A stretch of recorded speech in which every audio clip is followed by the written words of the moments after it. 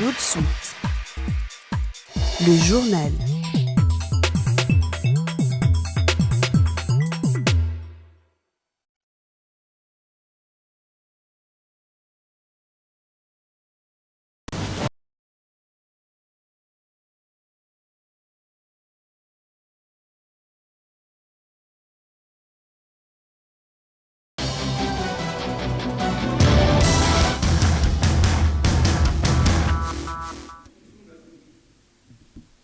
C'est sûr, vous êtes des milliers, vous regardez Nyota Télévision. Mesdames, Messieurs, c'est l'heure de votre journal. Voici l'essentiel de l'actualité. Bras de fer entre la police nationale congolaise et les marchands pirates mardi 6 avril 2021.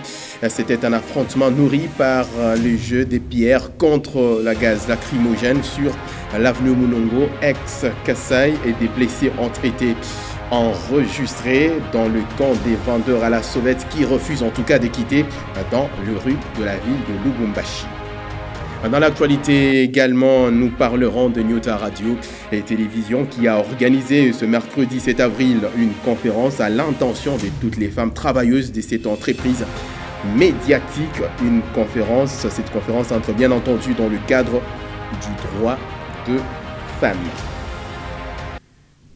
Voici à présent votre journal qui s'ouvre ici à Lubumbashi après le rond-point de la gare. C'est les tours maintenant du marché musée Laurent Désiré Kabila de pouvoir subir l'opération dite Usafi. Ce mercredi 7 avril 2021, l'équipe d'assainissement était encore sur terrain pour pouvoir évacuer les immondices composés essentiellement de déchets plastiques. Plusieurs sont ceux qui saluent cette opération alors que les marchands ambulants parmi eux, les personnes vivant avec handicap interpellent les décideurs. C'est ce que nous dit le reportage d'Élise Alex Choukrani. Regardez.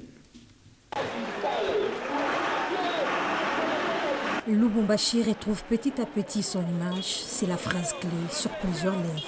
Usafi, cette opération initiée pour rendre propre la ville, fâche les nerfs de certains vendeurs à la sauvette.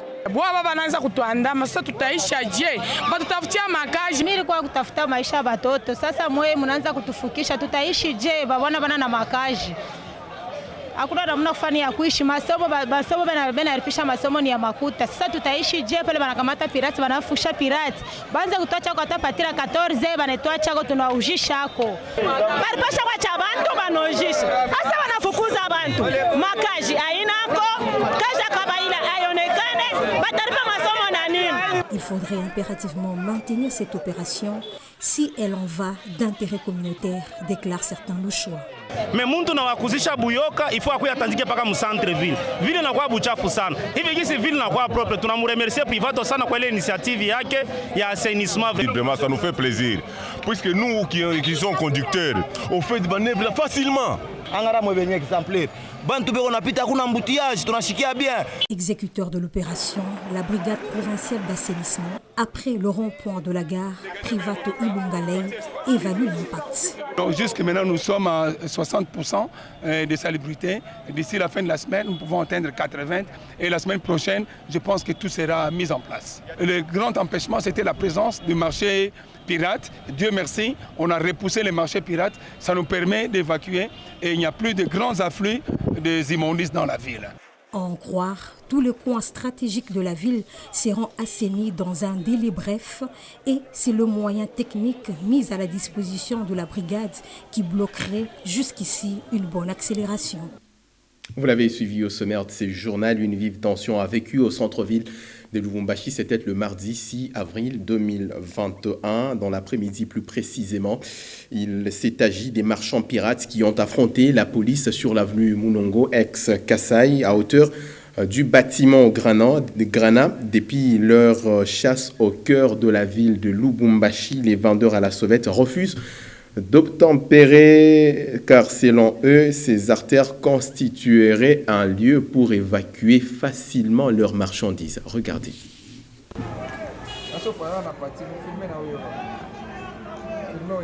D'un côté la police, de l'autre côté les marchands pirates. Tous dans leurs mains des pierres. Un affrontement nourri sérieusement par les jets de pierre ici à hauteur du bâtiment Grana, sur l'avenue Munungu, ex-Kassai.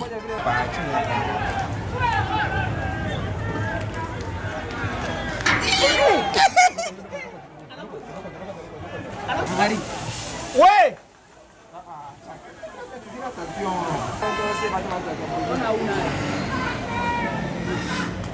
Censé déchasser les vendeurs à la sauvette dans les rues de la ville et surtout sur les différents coins stratégiques, la police n'a pas une tâche facile.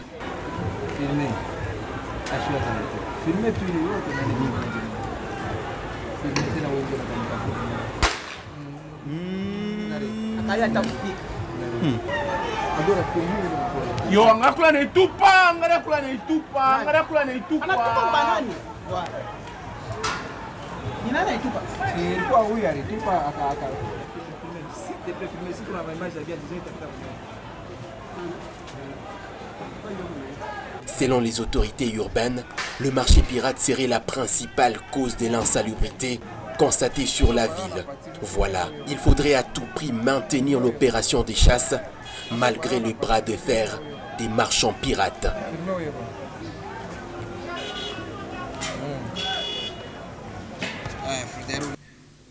Vous avez suivi là le reportage de Nyota Radio et Télévision sur les images extérieures et dans le même registre pour faire savoir leur mécontentement. L'association des sourds du Haut-Katanga s'est rendue à l'hémicycle provincial la matinée de ce mercredi 7 avril 2021 pour un sit-in. Sur place, cette catégorie de personnes a été reçue par les membres du bureau de cet organe délibérant qui leur a promis de pouvoir faire une suite, de pouvoir faire le suivi afin qu'une suite favorable soit trouvée liée aux exclusions de ces personnes dans les rues de la ville de Lubumbashi. Regardez. C'est à l'Assemblée provinciale du Haut-Katanga qu'elles sont allées chercher la solution face à leur exclusion dans les rues où elles exerçaient la vente à la sauvette.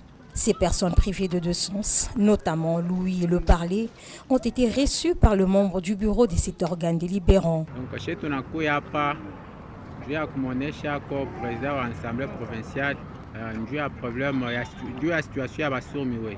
Donc, jusqu'à présent, on a été sur moi, on a mis comme centre-ville. Deuxièmement, on doit comprendre que après on a fait l'erreur à Boulma qui va attaquer pour soutenir.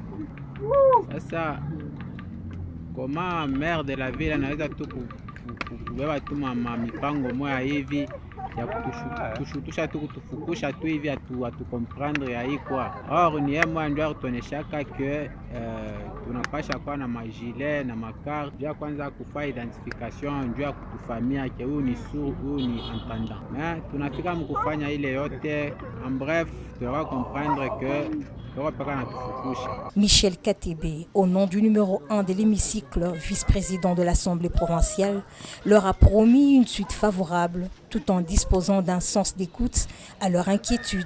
Et de trouver une solution à votre problème.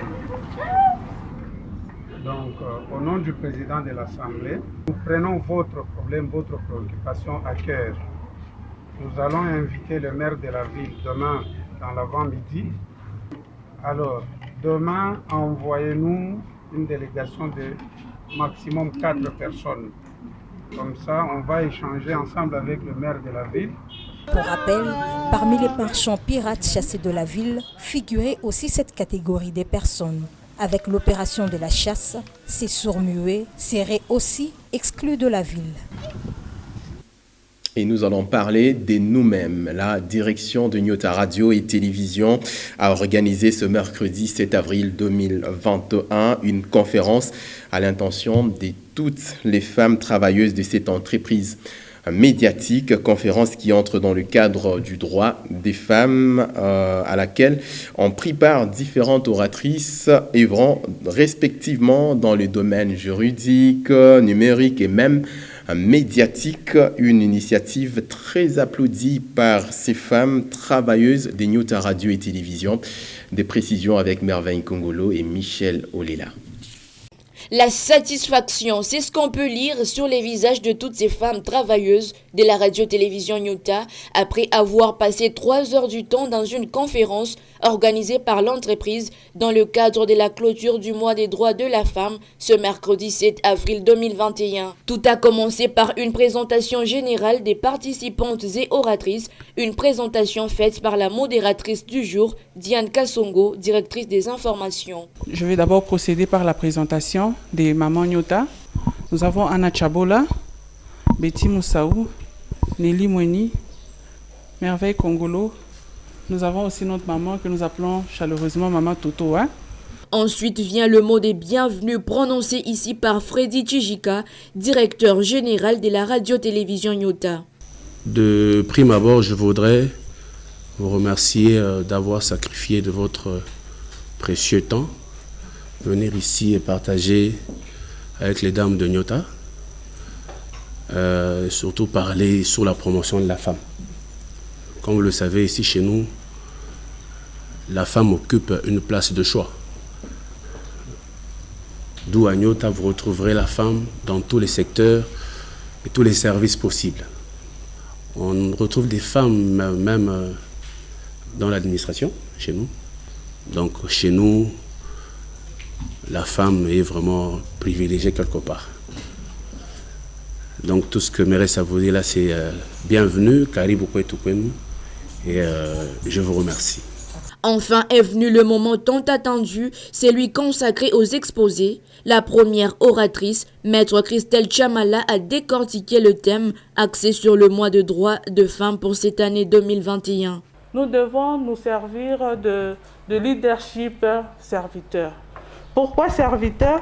Parce que la femme avec S, c'est la femme qui vit au quotidien avec les enfants, qui vit au quotidien avec la communauté. La femme doit d'abord signaler l'avenir. Après cette première intervention, place à la deuxième oratrice, Madame Solène Chilobo, qui à son tour a parlé de la place de la femme dans le monde numérique. Quand on fait appel à quelque chose de numérique, vous allez voir que c'est 99% de hommes qui se présentent et 1% de femmes qui se présentent à cela. Le numérique est vraiment trop vaste. Il y a vraiment beaucoup de choses qui interviennent dans ça. Madame Marianne Mujingi-Yav Mouland, présidente de l'Union nationale de la presse au Congo, section Katanga, a à son tour donné le rôle de la femme journaliste envers la jeune fille, tout en se basant beaucoup plus sur la femme rurale. Le rôle même du journaliste, le journaliste ou la journaliste, informe et forme.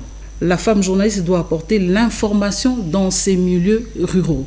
Un petit moment d'échange d'expérience a aussi marqué cet atelier. Un repas partagé en toute convivialité, les photos souvenirs, c'est de cette manière que la conférence s'est ponctuée. Merci Merveille Congolo et Michel Olela qui étaient également à cette conférence, en tout cas une toute première pour Nyota Radio et Télévision. Et félicitations également à la Direction Générale pour de telles initiatives visant aux droits des femmes. Nous allons changer de registre à présent. Ils sont désormais 37 anciens élèves du complexe scolaire Bellevue de Lubumbashi à rejoindre l'université Bellevue College de Washington. Les derniers lauréats de cet établissement d'enseignement primaire et secondaire ont voyagé. C'était le jeudi 1er avril, 2021. Bellevue Lubumbashi tient bien son rang avec son porte-partenariat des États-Unis d'Amérique. En tout cas, ça se porte très bien. C'est ce que nous dit le reportage de Pascal Mwangala et Meshak Kaembe. Comme il est de coutume à Bellevue, les lauréats et leurs parents sont invités par l'école pour un entretien avant voyage. Une occasion pour M. Tuite Maloba Joseph, initiateur et président de cet établissement scolaire, de communiquer à ses ambassadeurs aux États-Unis quelques consignes. Kioni, notre lauréate, qui est sortie lauréate du Katanga, en construction. Je viens de terminer les 3 mois d'anglais. Le trimestre prochain, quand vous commencez le 8 avril, qu'on commence le cours d'université. Alors qu'elle vient du département de décembre. Donc tout dépend de vos responsabilités. Tout dépend de votre degré d'anglais. Le promoteur de Bellevue va leur prodiguer aussi quelques conseils. Aux États-Unis, on devient millionnaire même par le sport. Donc le sport aussi là-bas. Et quand vous le faites, vous pouvez combiner avec les études.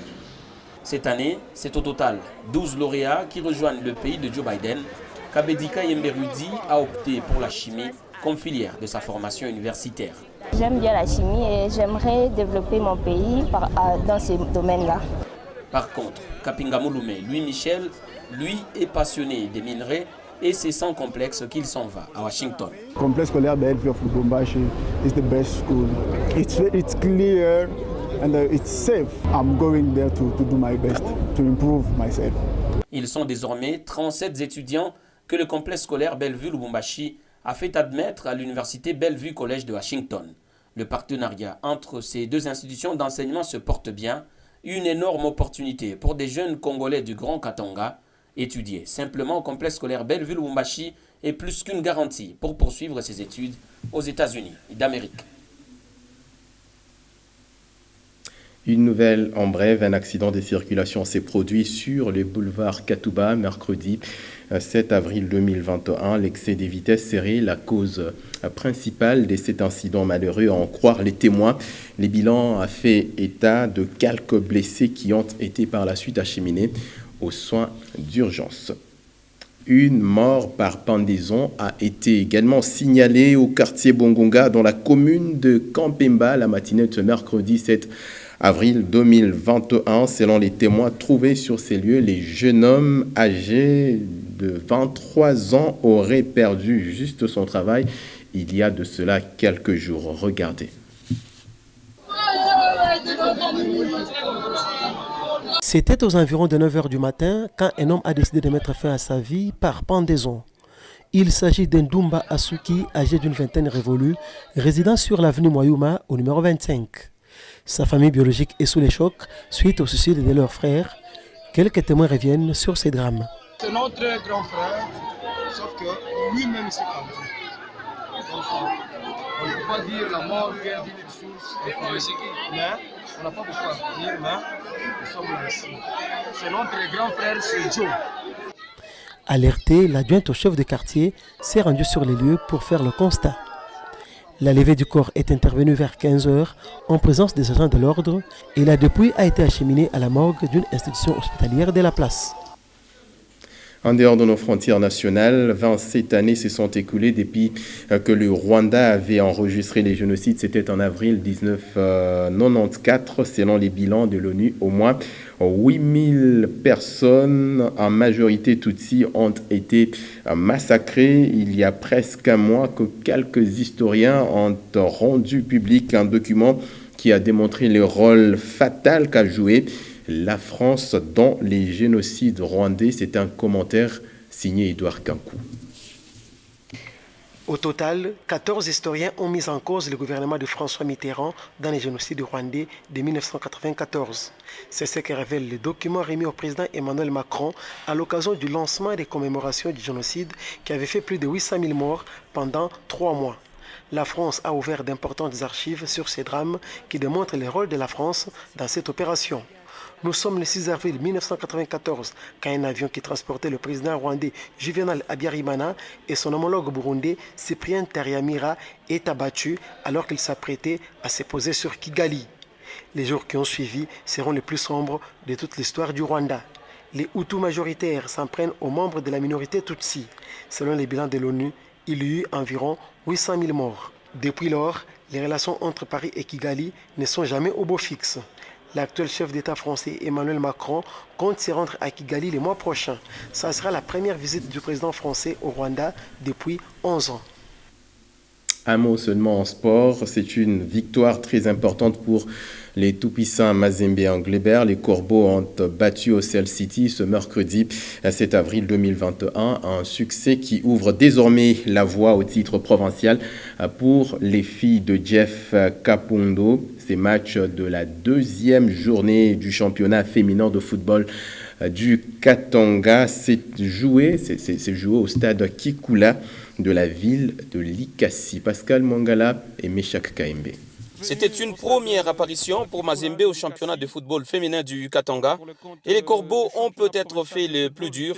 S'imposer devant le tenant du titre 2-1 est une option très sérieuse pour la première place de ce championnat. Et c'est une Esther Ndikisha très à droite qui permet aux filles de Jeff Kapondo de l'emporter.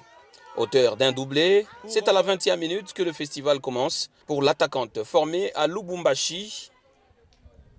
Au départ de l'action, Monique Ipoi résiste bien à la faute de la latérale gauche de OCL City avant de centrer. Esther Ndikisha se couche avant de mettre le plat du pied.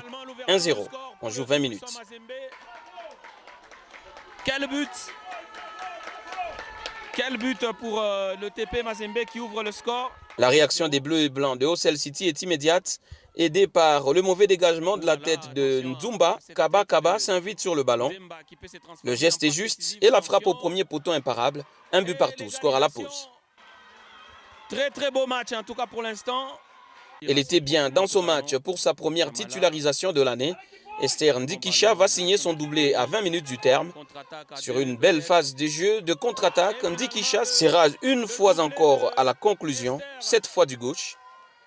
À la passe, c'était toujours Monique Ipoi, une association qui a bien fonctionné à la grande satisfaction de Magui Safi, leur coach, même si pour elle, le plus dur est à venir. On a mérité ça parce que les joueurs se sont donnés. OCL City, c'est une grande équipe, c'est un adversaire plutôt de taille. Nous attendons, il nous reste encore, je crois, 6 matchs à jouer. Alors, je ne peux pas déclarer directement. Je me réserve d'abord parce qu'il faut que je puisse me battre pour les autres équipes qui nous restent, les autres matchs. Elle aurait fait tripler Ndikisha si ce but ne lui aurait pas été refusé. Mais au ralenti, il est plutôt clair que Ndikisha était légèrement en avance sur la défense de OCL City. Mais l'essentiel était déjà fait. Mazembe l'emporte 2-1 sur OCL City. Une option plus que sérieuse pour le titre de champion du Katanga. Une note triste pour les chrétiens catholiques décédés à Pretoria en Afrique du Sud le 31 mars 2021. La dépouille mortelle de Monseigneur Jean-Pierre Tafunga-Mbayo est arrivée à Lubumbashi par l'aéroport international de La Loano en début de cette soirée, ce mercredi 7 avril 2021. Au bas de l'avion, l'honorable Moïse Katumbi Chapoué ainsi que de représentants des clergés. L'arrivée du corps de Monseigneur Jean-Pierre Tafunga-Mbayo a suscité en tout cas une vive émotion de ceux présents à l'aéroport et même les fidèles curieux qui s'est rangé tout au long du parcours. C'est dans la cathédrale Saint-Pierre et Paul que exposé le cercueil du pasteur de l'archidiocèse de Lubumbashi et l'inhumation interviendra ce vendredi 9 avril 2021. C'était notre confrère Célestin Muganza qui y est pour le compte de Nyota Radio et Télévision. Et plus de précisions, vous les aurez dans nos prochaines éditions. Et place à présent à votre quotidien d'information générale. Il s'agit de La République, paru dans la ville-province de Kinshasa. Pascal Mangala Marmotte l'a lu pour vous.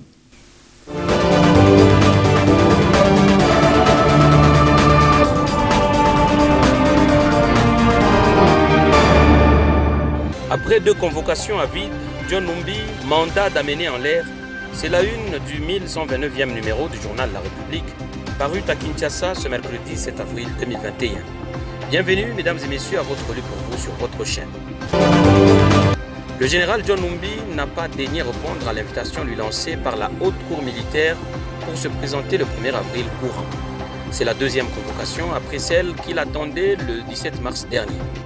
Selon Maître Richard Bondo du collectif des avocats Chebea Bazana, contacté par notre confrère de Forum des As, par cette 2e convocation, l'auditeur général vient d'épuiser les actes de procédure contre John Numbi Banza Tambo dans l'affaire du double assassinat de Chebea et Bazana.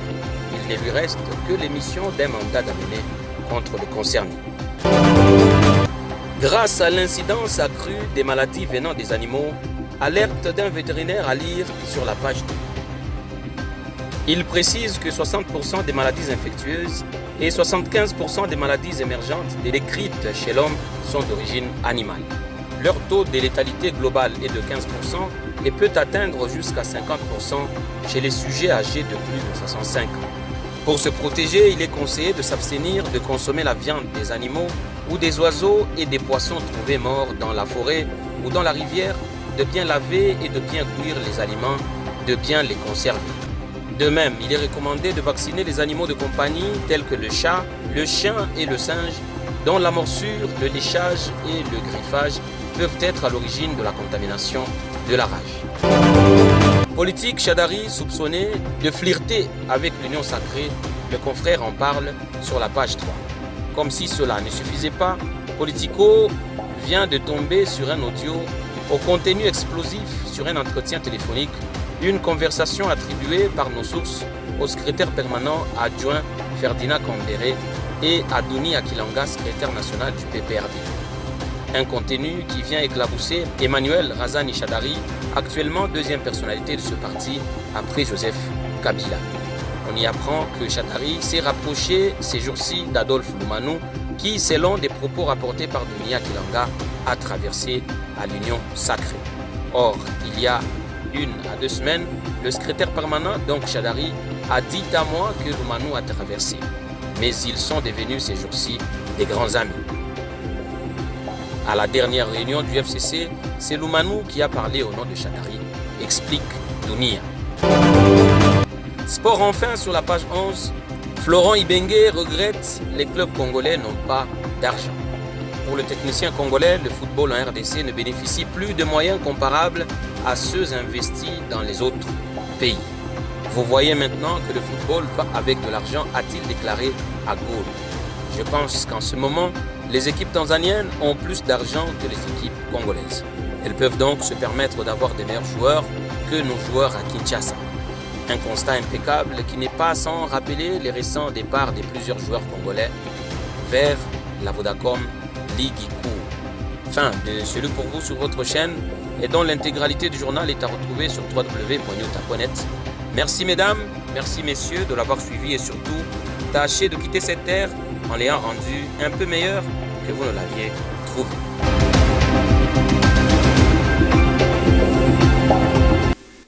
Et nous saluons les téléspectateurs qui nous suivent depuis la ville-province de Kinshasa, vous également qui nous regardez depuis la grande partie est de la République démocratique du Congo, notamment à Kisangani, ici dans le Grand Katanga, un peu partout dans le monde. C'est la fin de cette édition du journal. L'ensemble de la rédaction, l'équipe technique vous remercie sincèrement parce que vous étiez des milliers à nous regarder. Mon plaisir sera celui de vous retrouver. À très bientôt.